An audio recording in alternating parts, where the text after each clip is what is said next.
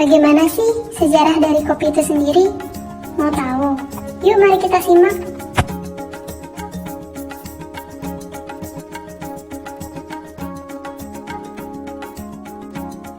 Kopi memiliki beberapa manfaat dan khasiat bagi kesehatan. Antara lain, kopi bisa menurunkan penyakit kanker hati. Mengkonsumsi kopi dapat menurunkan risiko terkena penyakit kanker hati hingga 40%. Kopi juga dapat mencegah penyakit liver. Dalam penelitian di Beth Israel menyimpulkan bahwa meminum kopi pada tingkat moderat akan melindungi tubuh dari kesalahan jantung.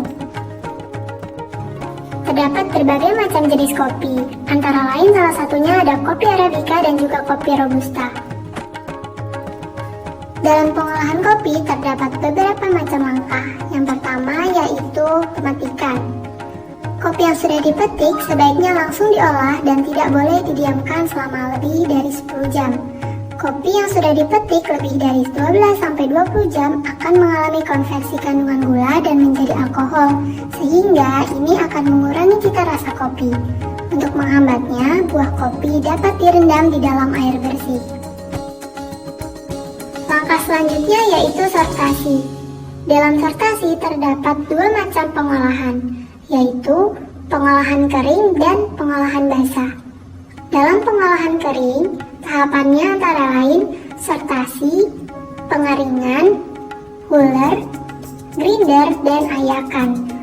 Untuk pengolahan basah, tahapnya meliputi sortasi, pulping, fermentasi, pengeringan, huller, grinder, dan ayakan. Tahap selanjutnya yaitu pengupasan. Biji kopi dilapisi oleh lapisan lendir di bagian dalam dan kulit buah di bagian luar.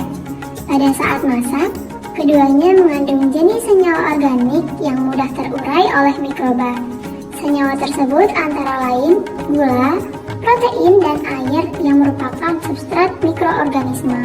Oleh karena itu, setelah dipanen, kopi harus segera diolah. Kemudian tahap selanjutnya yaitu proses fermentasi. Tujuan dari fermentasi kopi ini yaitu untuk membentuk cita rasa, warna, dan aroma, serta menghilangkan lapisan lendir atau pulpnya. Kemudian pulp merupakan tempat berkembangnya mikrobia penyebab penurunan cita rasa. Proses fermentasi berlangsung selama 72 jam. Fermentasi ini mengubah senyawa-senyawa gula yang berada pada lapisan pulpnya menjadi senyawa yang lebih sederhana. Jika proses fermentasi berlangsung lebih dari 72 jam, maka keasaman kopi akan meningkat.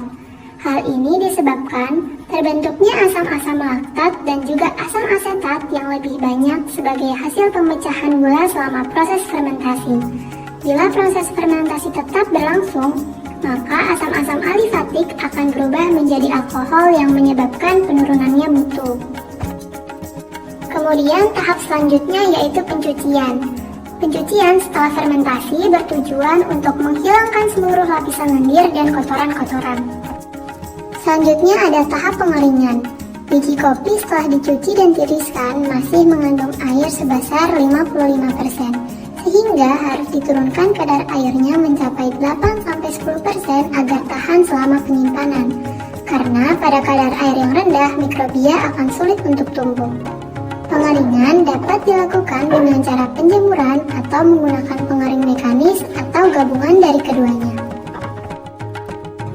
Kemudian untuk tahap selanjutnya ada melakukan sortasi kembali dan pada tahap akhirnya melakukan penyimpanan dengan keluarannya yaitu ose atau bahan setengah jadi.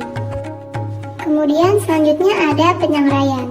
Penyangraian adalah proses pemanasan biji kopi pada suhu tinggi selama periode waktu tertentu.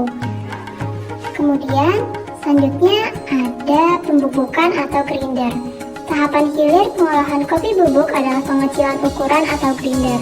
Pada proses ini terjadi perubahan sifat-sifat fisik dari kopi karena mendapat gaya-gaya mekanis seperti gaya tekan, gaya gesek, gaya tumbuk, dan gaya geser sehingga bentuk dan ukurannya berubah.